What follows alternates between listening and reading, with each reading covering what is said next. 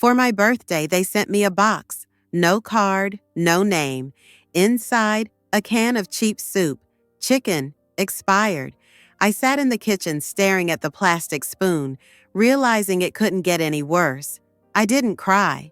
I looked up and saw that the old guardianship agreement was still in my drawer. A week later, my grown children and their spouses were peeling vegetables in a homeless shelter kitchen, not because they wanted to, but because I filed a complaint. If this story resonated with your soul, click subscribe and let me know in the comments which city or country you're listening from. I'm truly curious to know where you're tuning in from. My name is Helen Mason. I was 68 years old the day I received the box. I had spent most of my life as a school teacher, 3rd grade primarily, reading comprehension, spelling, science projects made with pipe cleaners and glue sticks. I taught children how to write in full sentences and how to be kind to one another when they thought no one was watching. After retiring, I moved into a modest 2-bedroom house in a quiet Ohio suburb. I had a front porch, a small garden where the tulips rarely survived the squirrels, and a tidy kitchen where I still cooked more food than I could ever eat alone. It was my birthday, not a milestone one, not 70 or 65, just 68, a year like any other. I didn't expect a party. I hadn't had one of those in over a decade, but I thought maybe, just maybe, I'd get a phone call, a card, a knock at the door with a smile behind it. Instead, I got a box. It arrived in the early afternoon. The mail carrier set it gently on my porch like he would a package of something fragile. I opened the door in my slippers, waved, and brought the box inside. It wasn't heavy, but it had weight. The kind of weight that made you think it might contain something thoughtful. There was no gift wrap, no ribbon, just a plain cardboard box sealed with cheap packing tape. I placed it on the kitchen table and reached for a letter opener, slicing through the tape with more care than was necessary. I unfolded the flaps and looked inside. There was one item. A can of chicken noodle soup. No card, no note, no name. Just a single dented can of store-brand soup, the kind you find on the bottom shelf at the grocery store for 99 cents. The label was slightly torn. The expiration date was 3 months away. It sat crooked in the box, nestled in a tuft of recycled brown paper, as if it were something delicate, something valuable. I stood still for a long time, staring at it. My first thought was that there had been a mistake, that perhaps this box wasn't meant for me, that someone had swapped packages or misread an address. But my name was there, printed clearly. Helen Mason, my address, my zip code, no mistake. I reached into the box and lifted the can. It was cool to the touch, heavier than I remembered soup cans being. I turned it over looking for a sticker, a scribbled note, anything that might offer an explanation. There was none. I set the can on the counter and looked back into the box, as though another item might magically appear now that I'd removed the first. But it was empty. The silence in the kitchen deepened. The kind of silence that fills the space when something unkind is done under the guise of nothing at all. I didn't cry. I didn't call anyone to ask why. I simply cleaned up the box, folded it flat, and slid it into the recycling bin beneath the sink. I placed the can of soup in the center of the counter. I didn't want to throw it out. Not yet. It felt wrong to waste it, even if it felt like a joke, a poor one, a sharp one. I boiled water for tea, the kettle sang. I poured it over a bag of peppermint and sat at the table looking out the window. The sky was dull and low, the kind of January gray that makes the world feel smaller. My birthday had always fallen during this strange time of year, after the holidays, before the thaw. People were tired, distracted. I told myself that every year, but a can of soup? I hadn't been a perfect mother, but I had tried. I'd packed lunches, braided hair, mended soccer uniforms, driven to appointments, paid tuition bills late at night with a calculator in one hand and tears in my eyes. I had picked up their calls at 2 a.m., watched their children when no one else could, sent boxes filled with holiday cookies, handmade cards, little gifts just to say, "I love you," and now someone had sent me soup, not even good soup, not even a joke that made sense, just soup. I finished my tea slowly. I turned the can over again, reading the ingredients. Salt, chicken broth, noodles shaped like letters. I remembered when I used to make that kind from scratch, with real carrots, fresh herbs, garlic roasted in olive oil, not powdered. That night, I didn't eat dinner. I didn't feel hungry. I turned off the lights early and went to bed with the television on low. The soft voices of a nature documentary filled the room, talking about whales migrating thousands of miles. I imagined what it might be like to drift for months, surrounded by water, answering to no one. The next morning, the can was still on the counter. I picked it up and placed it at the back of the pantry, behind the flour canister I barely touched anymore. Out of sight but not forgotten, I wrote a list on the notepad by the fridge. Eggs, bread, tea, chicken stock. I underlined chicken stock. And then I sat down at the table again, opened the notebook where I used to plan my lesson outlines, and wrote a single sentence across the top of a clean page. This is what it feels like to be reduced to a shelf item. I closed the book. And I waited. I tried to move past it. The soup, I mean. I told myself it was just a mistake, a mix-up, a joke in poor taste that didn't land the way it was intended. But the truth had already settled somewhere deep inside me, like a shard of glass beneath the skin, small, silent, but always there.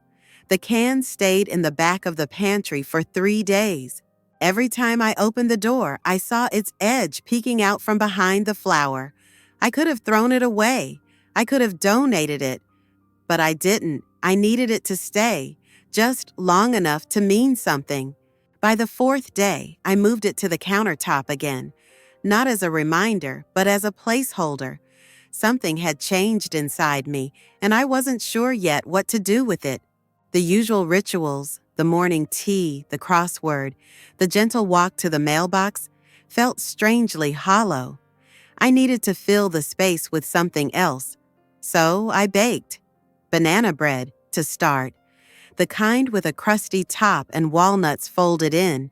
I wrapped each loaf in parchment paper and tied them with twine. Then I baked cinnamon muffins and dropped them into brown paper bags, stapled closed with a small handwritten note that read, "Warm this up when the world feels cold." I didn't sign my name. I left the bags on doorsteps, neighbors mostly, the woman next door with the arthritis who always waved from her porch, the young couple 2 houses down who had a baby last fall. I left one on the front desk of the community center. I didn't want credit. I wanted to replace the taste of bitterness with something better, even if no one knew where it came from. I mailed cards, too. Halloween had passed, but I sent belated greetings to the grandkids anyway, 1 card each, with glittery pumpkins and goofy jokes printed on the inside. I tucked a $5 bill into each one, just like I always had. Habit, I suppose. Maybe hope. I didn't receive a single reply. Not a text, not a call, not even a thank you scribbled in childish handwriting. I tried not to dwell on it. I told myself they were busy. That mail gets lost, that kids forget. But deep down, I knew they hadn't forgotten. They had chosen not to respond.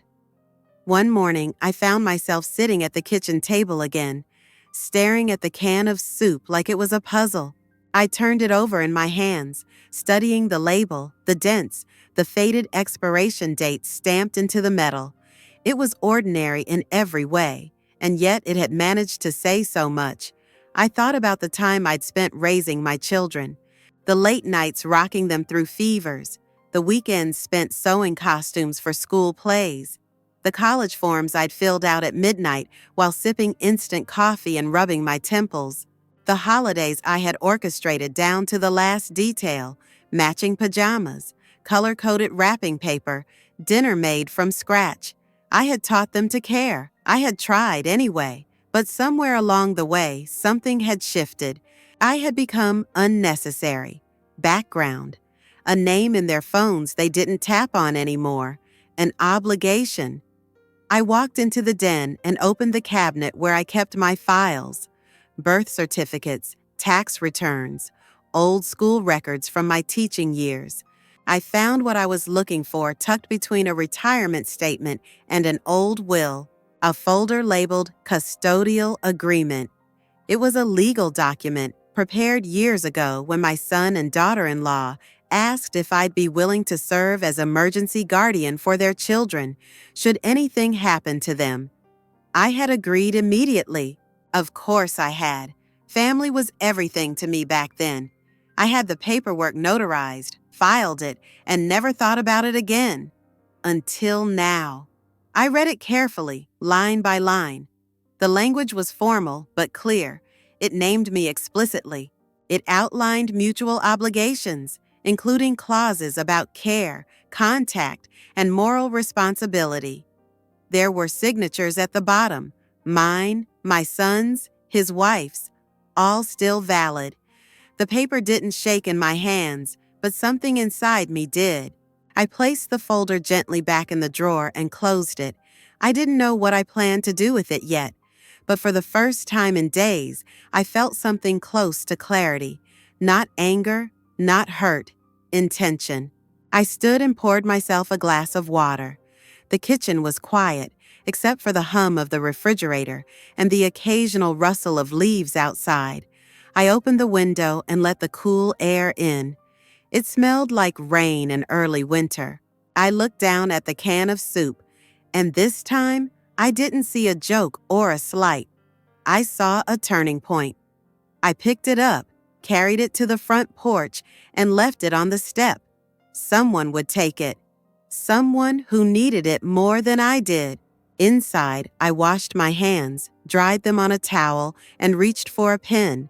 I had names to write down and questions to ask. I sat at the dining table with the folder in front of me, the one with the custodial agreement. The paper had yellowed slightly at the edges, but the ink was sharp and the signatures were clear. I smoothed the page flat with the palm of my hand, feeling the weight of it beneath my fingers. It was strange how something so familiar could suddenly look different, like returning to a room you once lived in, only to realize the wallpaper had always been peeling. The words hadn't changed. They were the same paragraphs I'd read and signed years ago, when my son Mark and his wife Julie brought the idea to me. It was presented like a compliment at the time, a gesture of trust. They said they needed someone responsible, someone steady, someone who knew the children and could step in if anything happened. I didn't hesitate. I said yes before they finished the sentence. Reading it now, the tone felt different, not warm, not trusting, just transactional. Legal language cloaked in civility. Words like designated guardian, emergency custody, and obligatory communication. I had agreed to be responsible for their children in the worst-case scenario. They had agreed to maintain a basic relationship with me, one defined in the language of care and duty. But what happens when care turns into distance, when duty becomes avoidance? The section about ongoing familial contact caught my eye. A vague clause, but not meaningless. It referred to the mutual upkeep of emotional and interpersonal connection, to be maintained in good faith by all parties. I remembered the lawyer's voice explaining that line, calling it symbolic. But symbols have power, especially when you've been left with nothing else. I reread that sentence 5 times. Each time, the words seemed to sharpen. Good faith. I wondered when exactly that faith had disappeared. Maybe it hadn't been all at once. Maybe it had eroded over time, like the shoreline during a quiet storm. Subtle, constant, unnoticed, until the land was gone.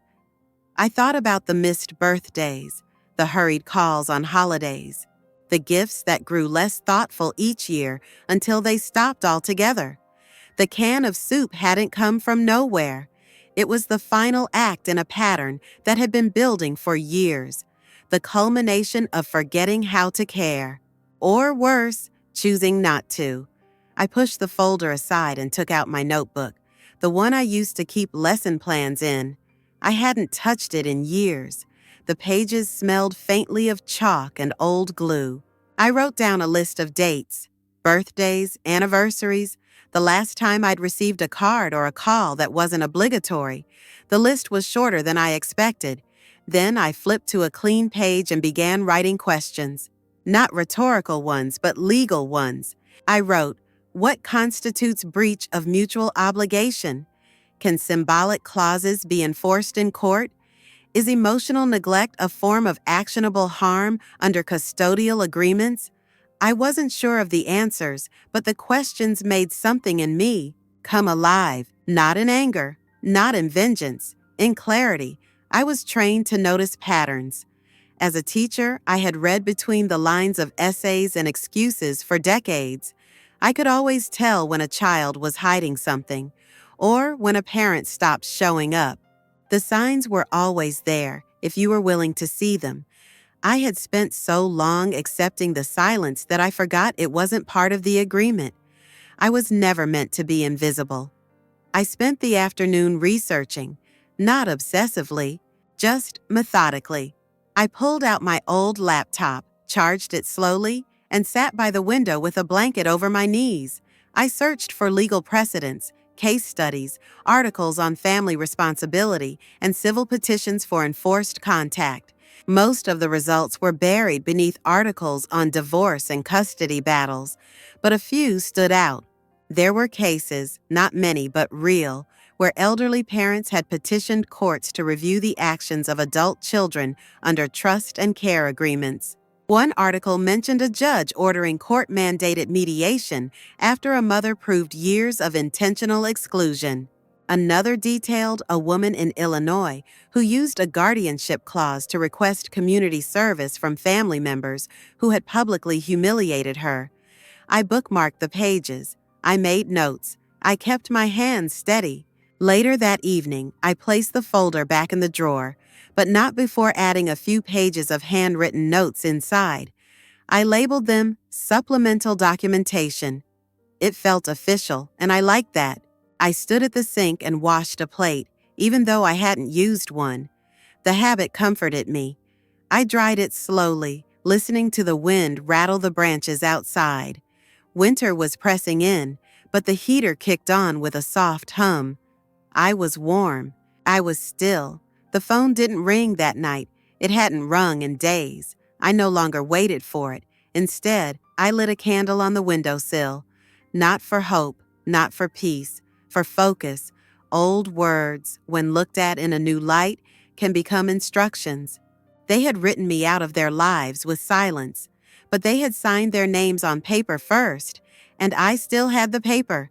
Filing a formal complaint wasn't something I did impulsively. I spent a full week preparing.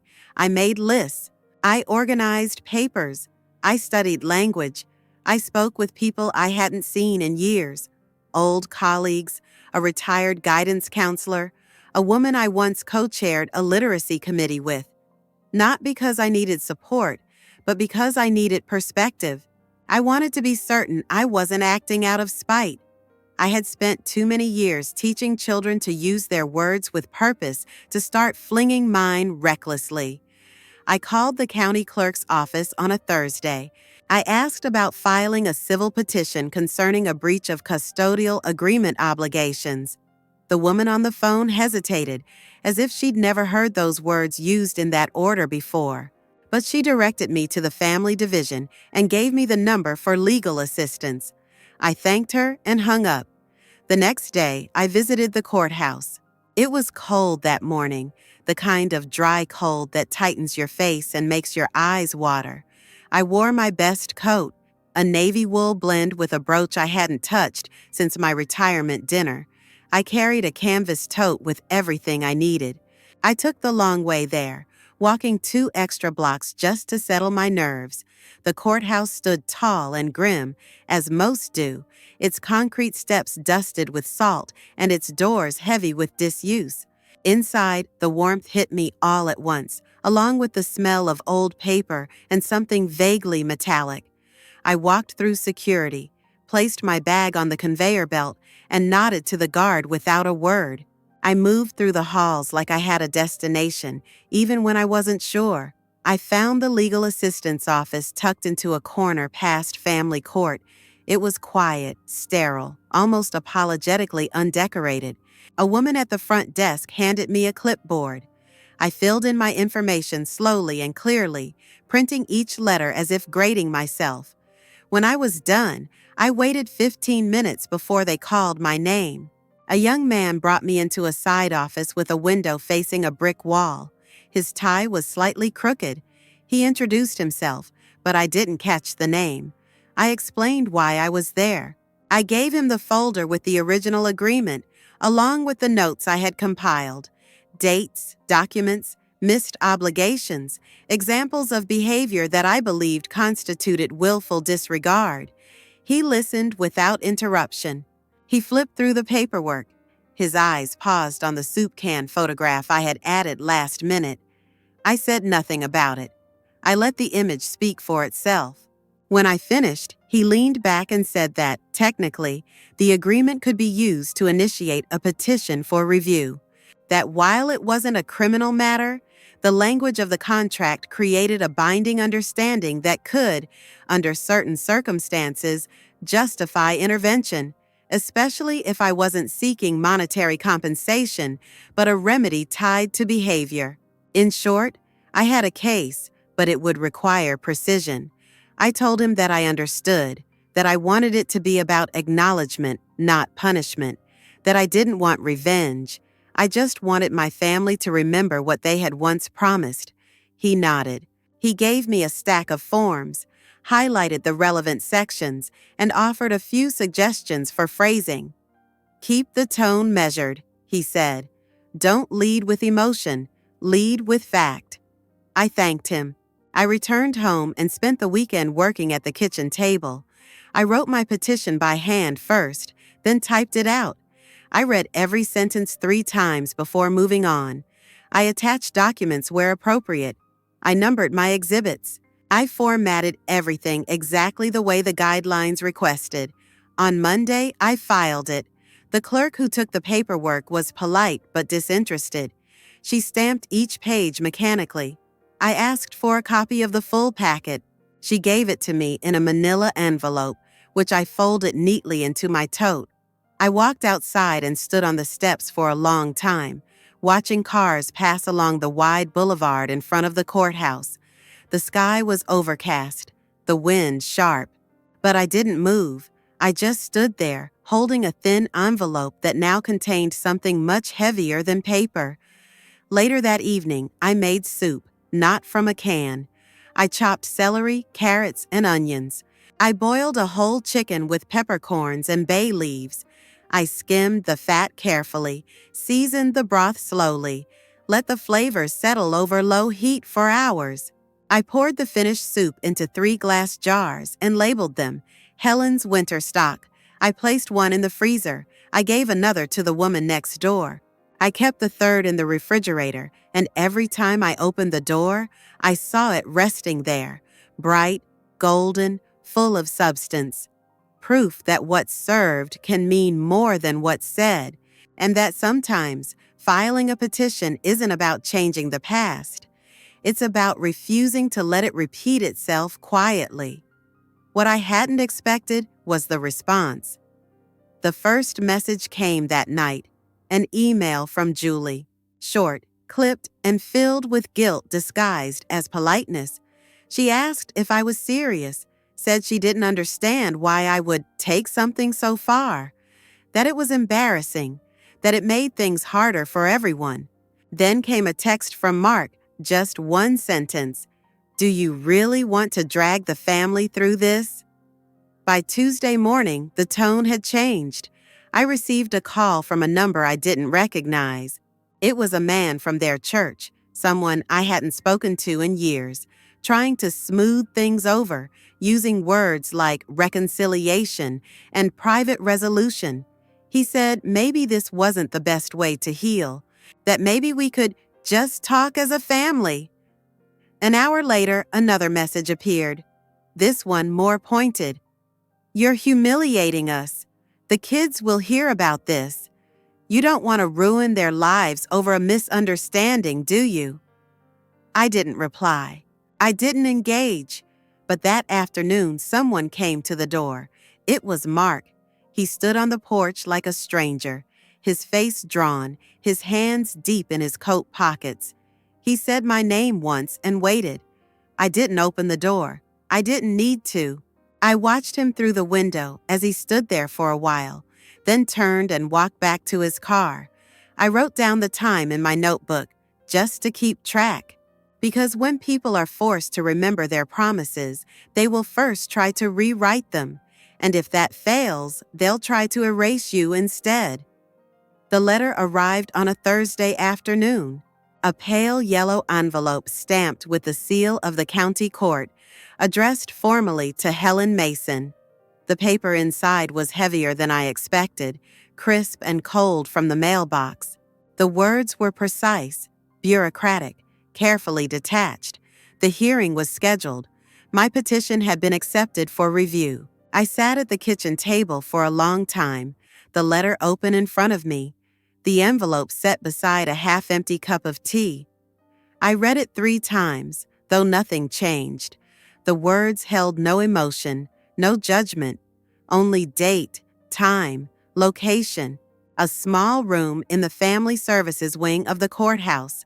The hearing was classified as a private session, closed to the public, no cameras, no press, just a judge, a clerk, and a table where names would be called and matters discussed. I circled the date on my calendar, then underlined it.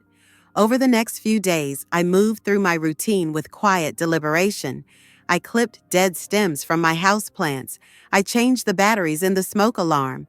I rewrote my notes for the hearing, not to change them, but to memorize the cadence. I wanted to walk in ready, not combative, not tearful, just steady. The day came cold and bright. I dressed carefully in dark gray slacks and a pressed blouse, my coat buttoned up neatly, the same navy one I wore when I filed the petition. I carried my documents in a leather portfolio I hadn't used since retirement. It still had the faint scent of old chalk and lemon wipes. At the courthouse, I passed through security, climbed the stairs, and waited in a small lobby outside the designated hearing room. The bench was hard, the lighting sterile. I didn't fidget. I folded my hands in my lap and waited. They arrived as a group, my son Mark, his wife Julie, and their attorney. He was a sharp-looking man in an expensive coat, with a stack of folders and a phone he kept checking, even as he walked. Julie's eyes met mine for a second, then flicked away. Mark didn't look at me at all. He hadn't seen me like this in years. Straight-backed, composed, no apron, no soft laugh to smooth the edges. The clerk opened the door and called our names. The room was small, more like an office than a courtroom. A long table, 2 chairs on each side, and a judge at the head. She wore no robe, just a black blazer and glasses that caught the glare of the overhead light. She introduced herself, confirmed our identities, and explained the process.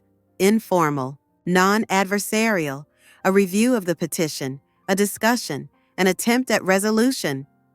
I spoke first. I read from my notes, but my voice didn't shake.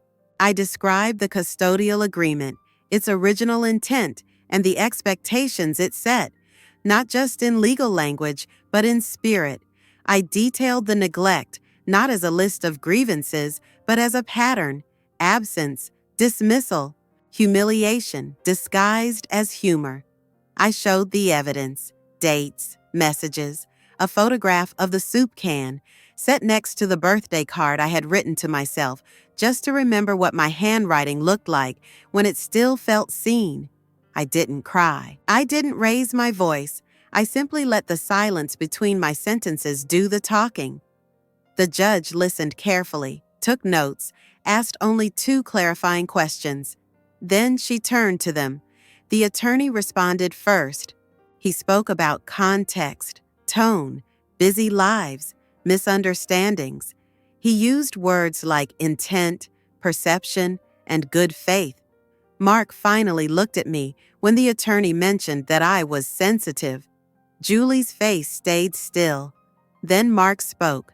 He said he didn't understand why I had escalated things, that I could have picked up the phone, that it was just a gift, that it had been Julie's idea, that it was meant to be humorous, that I had always taken things too personally, that I'd misread the moment. Julie added that I had a tendency to be dramatic, that they didn't mean any harm, that the kids had been sick, that the soup was actually organic. I said nothing. When they finished, the judge leaned back. She didn't reprimand. She didn't smile. She simply outlined the clause in the custodial agreement again. She read it aloud. Mutual upkeep of emotional and interpersonal connection, to be maintained in good faith by all parties. She said that the language, while non-financial, carried moral implications, and that courts, though rarely asked to enforce such terms, could recognize breaches of familial duty when presented with persistent patterns. She asked if either party would be willing to suggest a resolution. I had one prepared.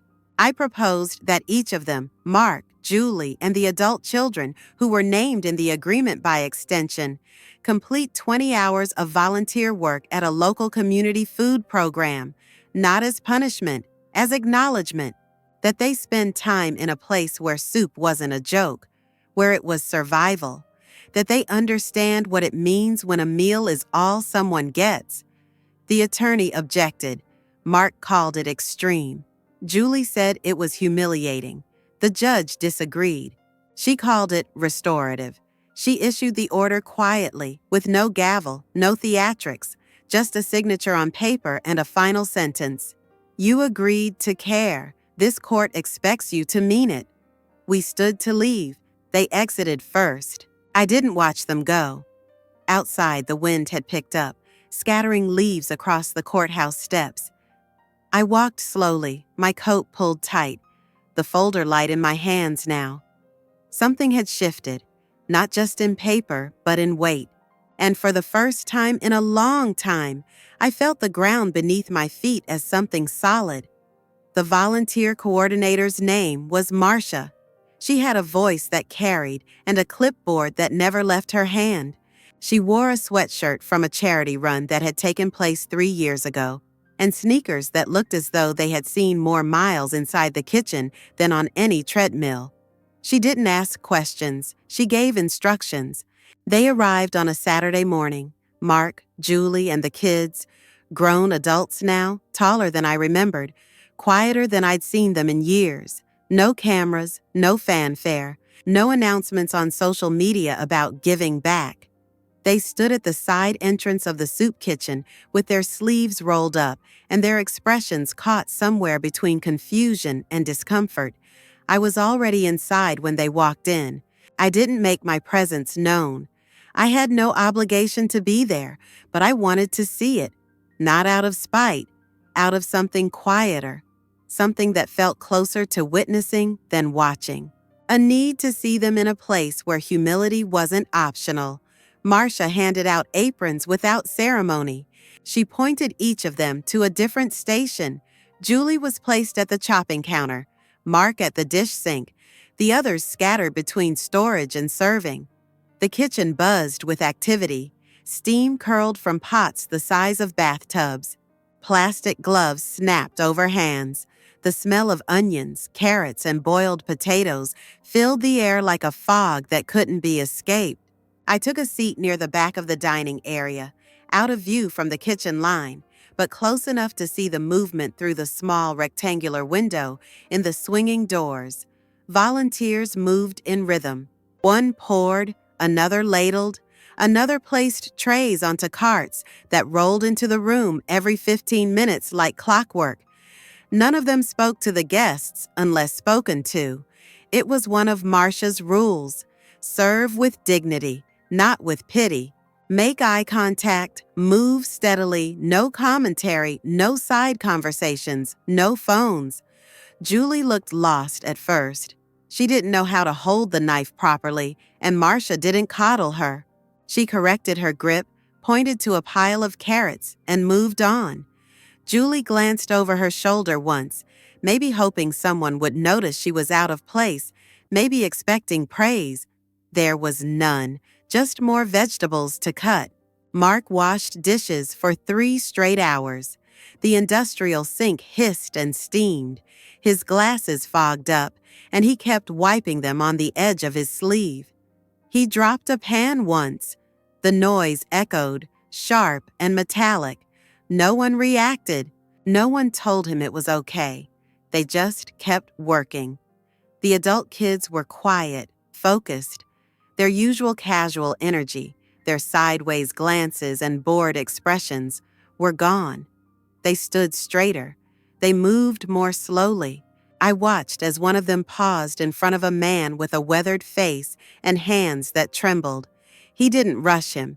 He waited, and when the man asked for seconds, he nodded without a word. As I watched, my thoughts wandered, backward, uninvited, but vivid. I remembered standing in my old kitchen, decades ago, a younger version of myself stirring soup on the stove. Mark had been sick, maybe 6 or 7, curled up on the couch with flushed cheeks and glassy eyes. I'd made chicken noodle soup from scratch, using the broth I'd simmered for hours the day before. I remember how carefully I carried the bowl to him, how I sat at the edge of the sofa, brushing the damp hair from his forehead. He'd taken one slow sip and looked up at me with those wide, honest eyes only children have. "You're the kindest mom in the world," he had said. That sentence had lived inside me for years, folded into the fabric of who I was. It had gotten me through difficult nights and long, aching silences. And now it echoed in my mind while I watched him scrub trays with hands that didn't seem to remember the warmth of that soup or the woman who had made it. By midday, everyone was sweating. Shirts clung to backs. Gloves had to be changed. The air had grown thicker, the scent of soup stronger, like it had soaked into the walls. No one was laughing. No one was chatting. They were too busy, too tired, and for the first time, maybe, too aware. When the last tray had been served and the final pot scrubbed, Marcia gathered the volunteers in the back. She handed out cold bottles of water and nodded once. "Good shift," she said. That was it. No applause, no certificates, just a door that led out and the fading sound of chairs being stacked in the dining area. Mark and Julie didn't speak as they left. The kids lingered a moment longer, as if unsure what came next. One of them glanced toward the dining room, but I had already stood up and stepped outside into the afternoon air. It was warm, surprisingly so for late winter. The breeze carried the scent of cooking and the remnants of humanity, both heavy in their own way. I didn't stop them in the parking lot. I didn't wave. I simply walked past the row of cars, past the dumpsters, past the worn fence where someone had tied a plastic grocery bag filled with socks and granola bars, a makeshift offering to someone unseen. That evening, I sat in my kitchen and wrote down what I had observed, not to file, not to record, just to remember.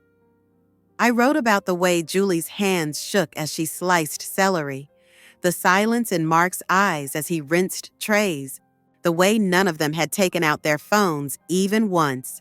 There had been no photos, no curated posts, no filtered captions about humility, just work, real work.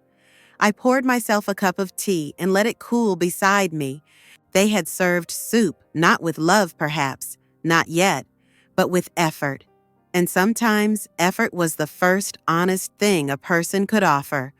The kitchen was louder that day, the kind of noise that built slowly, a clatter of trays, the hiss of steam, the rhythm of knives hitting cutting boards. It was the third shift for Mark, Julie, and the others. The fatigue had begun to settle into their postures.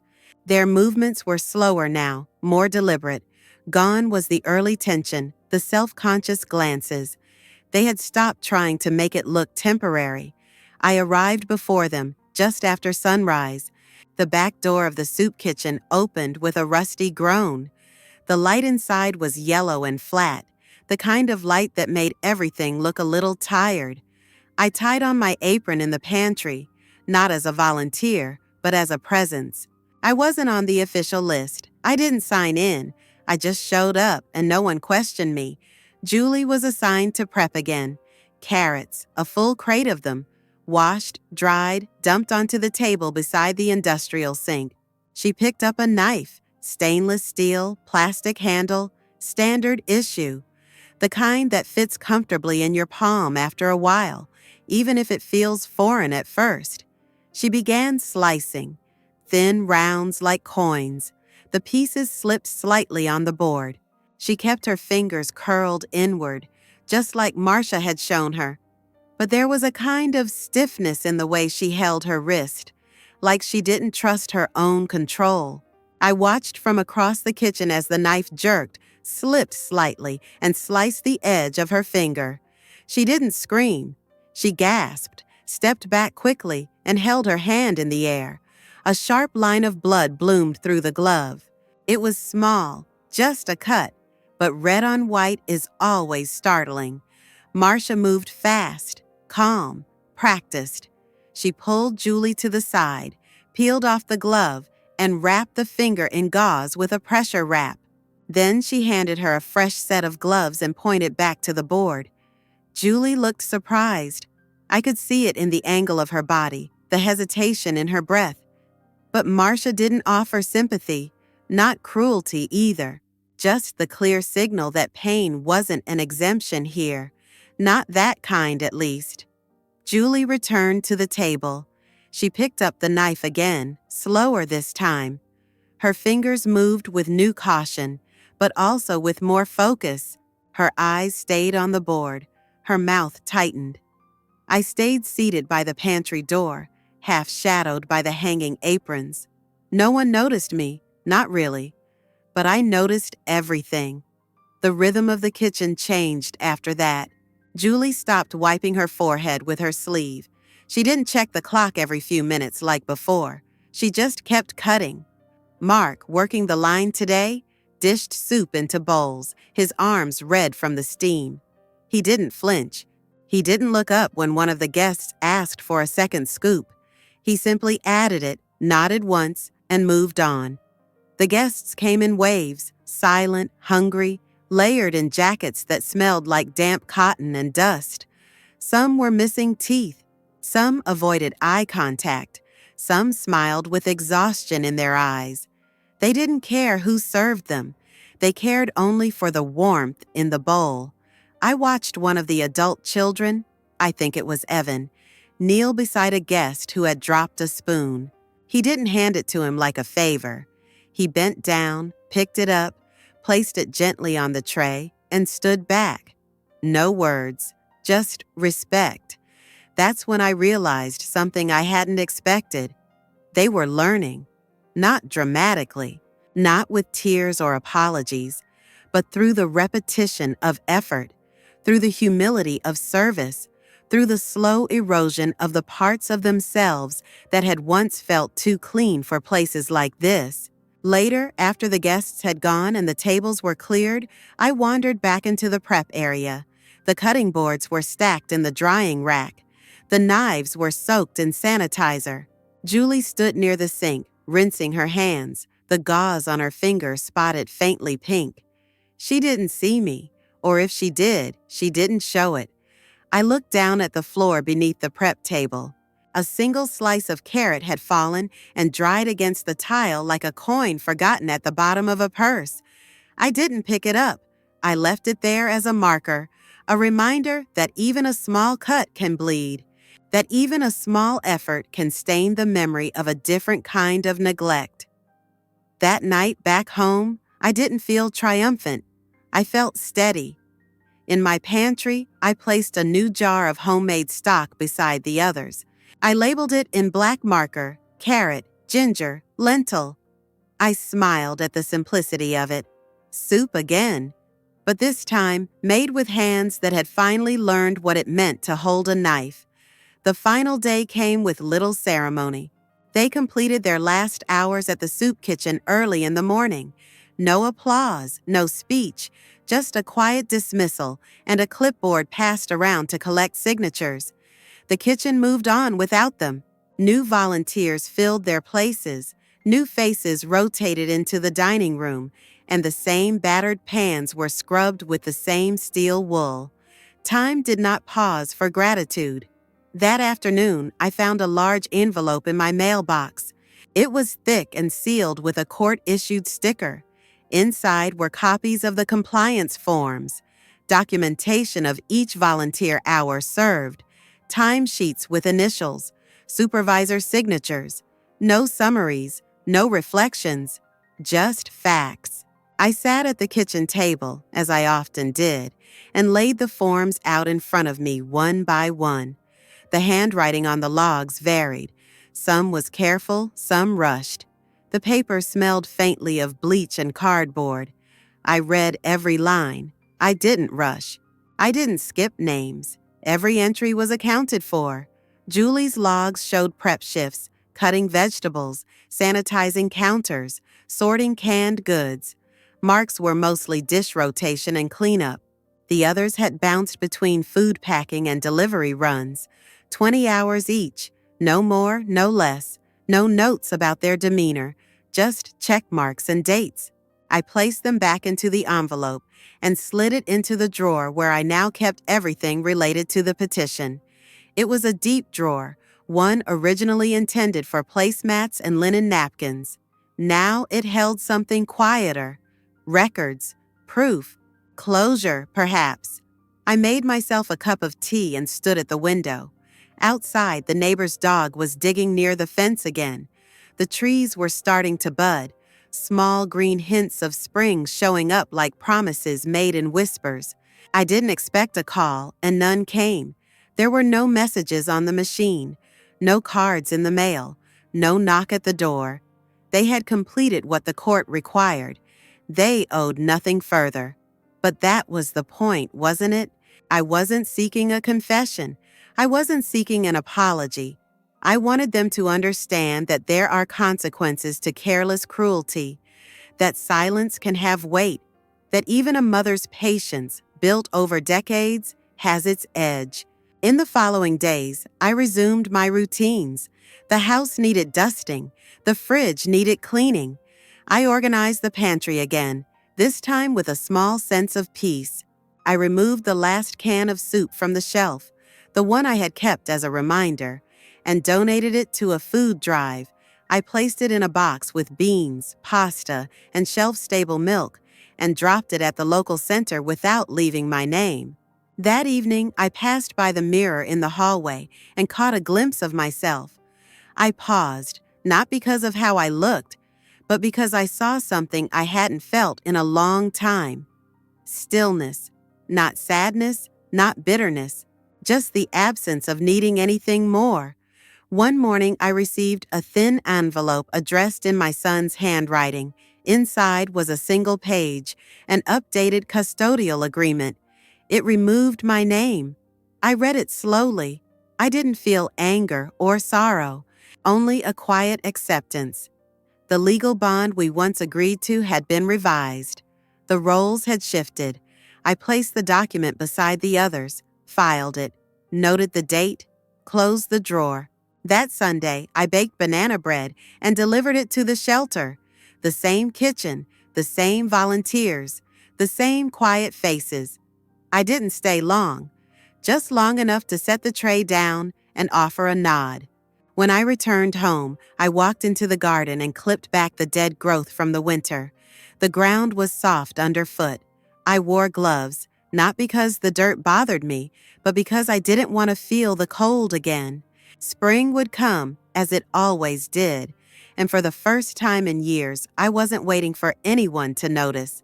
It had been weeks since their last shift when I returned to the soup kitchen, not as a shadow this time, but as a volunteer. I didn't tell anyone I was coming. I just walked in early one Wednesday morning and tied on an apron like I'd never left.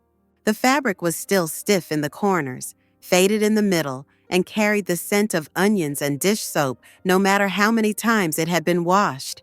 I liked that about it. It told the truth. Marcia nodded at me when I arrived. She didn't ask why I was back. She handed me a clipboard, then pointed to the prep station. I washed my hands, tied my hair, and started peeling potatoes. There was something meditative in the rhythm. Peel, rinse, cut, repeat.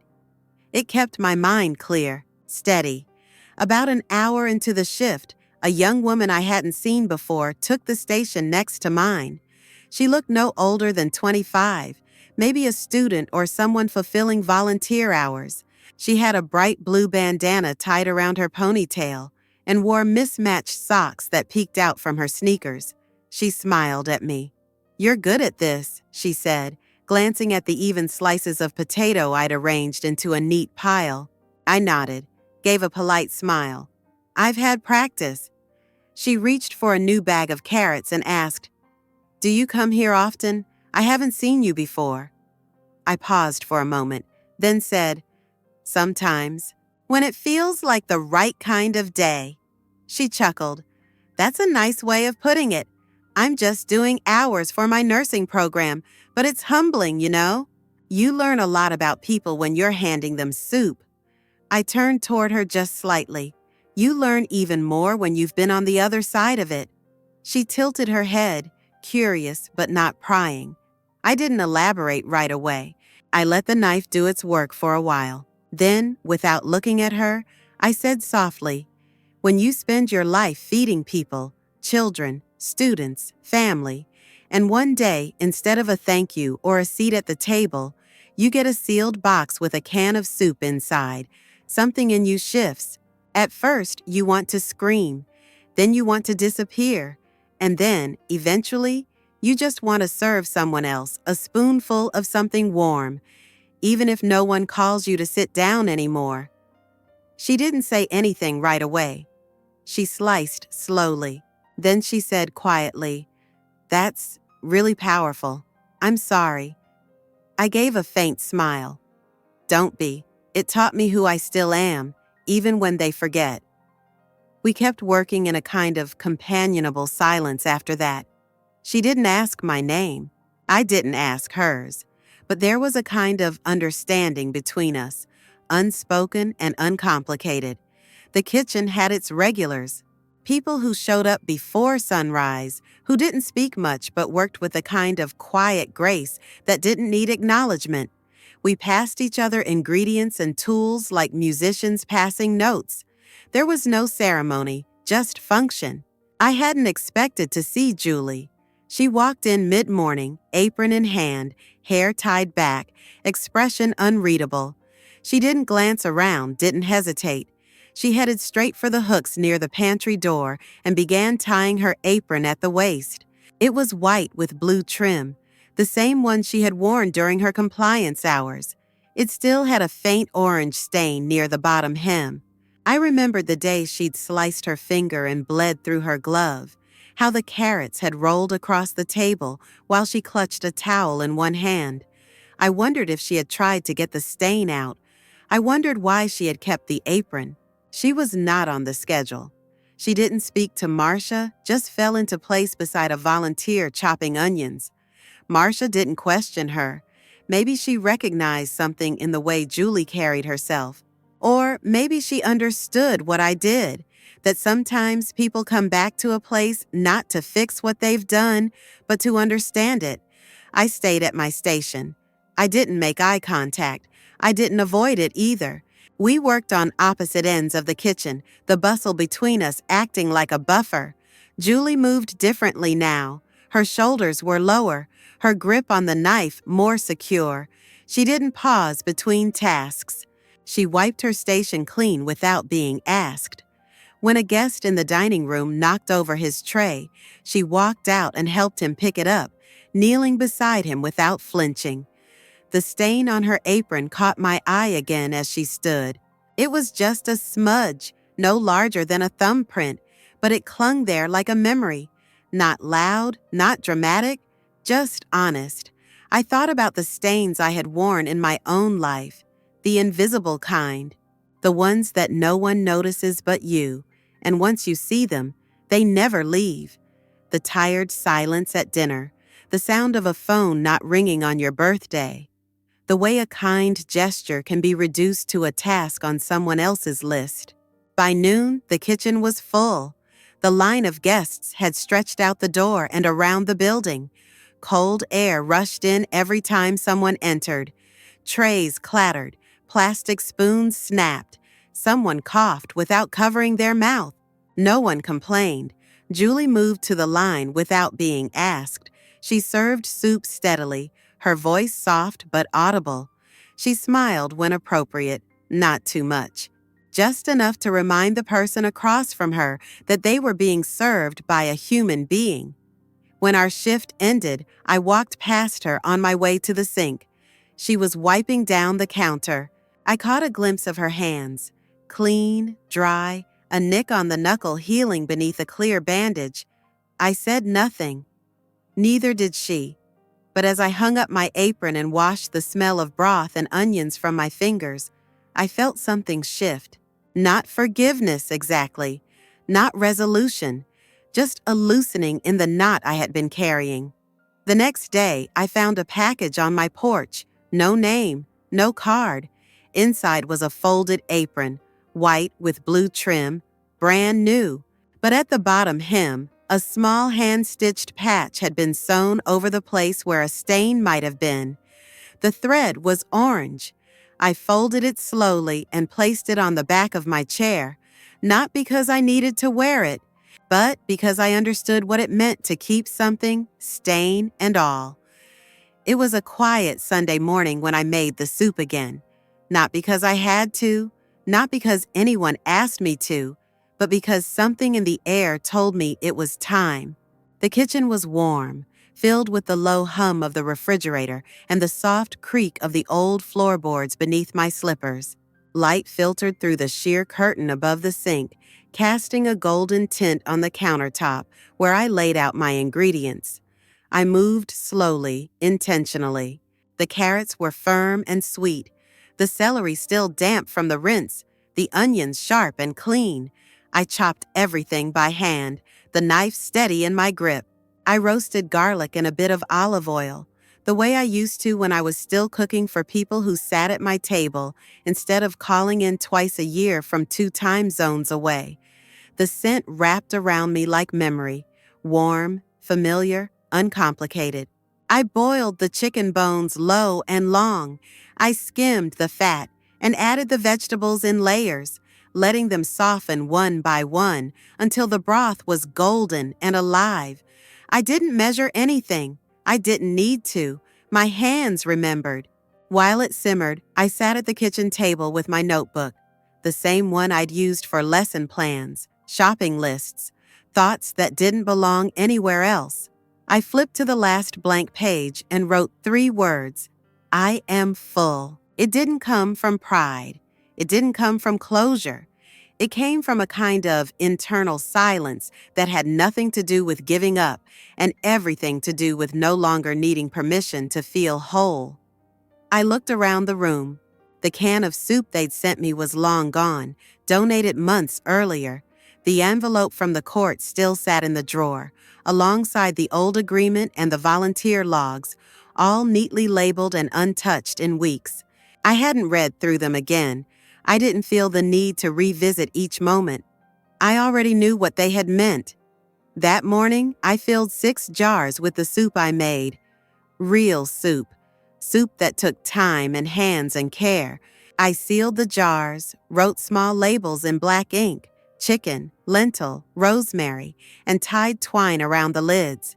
I left one for the woman across the street who had slipped on her porch last month. I placed another in the community center's donation bin. I kept one in the fridge. The rest I stacked neatly in the pantry, next to the flour and sugar.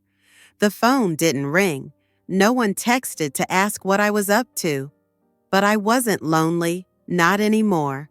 Loneliness is a hunger for something you believe you need. But I wasn't hungry. Not for apologies, not for attention, not even for the past to be rewritten in softer tones. Later in the afternoon, I bundled up and walked through the neighborhood. The air smelled of thawing earth and distant wood smoke. Children rode bikes down uneven sidewalks, bundled in mismatched gloves. The world was moving again, and I was part of it, even in my own quiet way. On my way back, I passed the old library building that had been converted into a food outreach hub. The windows were steamy. Volunteers bustled inside, unpacking boxes, wiping down tables. I stood at the corner and watched for a moment, unseen. Julie stepped out the side door carrying a crate of apples. She wore a plain blue hoodie and jeans. No apron, no makeup. Her hair was pulled back, and her hands looked cold. She didn't see me, and I didn't call out. But there was no tension in my chest. I simply turned and walked home. That evening, I ladled soup into my favorite bowl, the one with the chipped rim and the faded pattern of blue flowers around the edge. I sat at the table alone, the room filled with nothing but the ticking of the wall clock and the quiet sound of a spoon against porcelain. I took a bite, and the soup wasn't bitter, not even a little. The next morning, I found something on my front porch. It wasn't wrapped, no box, just a small glass jar of honey placed gently beside the welcome mat. The label was handwritten in faint pencil. From a neighbor. No name, no card, just that. The jar was warm from the morning sun. The honey inside caught the light like amber. I stood in the doorway for a moment, holding it in both hands. I knew, not certainly, but enough to feel it in my chest. One of them had left it. A quiet gesture, a soft, clumsy attempt. Maybe a grandchild. Maybe the one who used to sit on my lap and press his head against my shoulder when he didn't have the words yet. Maybe it was his way of saying he still didn't, but wanted to try. I brought it inside. I didn't rush to open it. I didn't let myself fall into anything hopeful. I simply placed the jar on the shelf above the sink, next to the jar of sea salt and the glass container with the bay leaves. It fit there, not as an offering, not as a fix, just as a presence. I didn't need anything more, but still, I let it stay.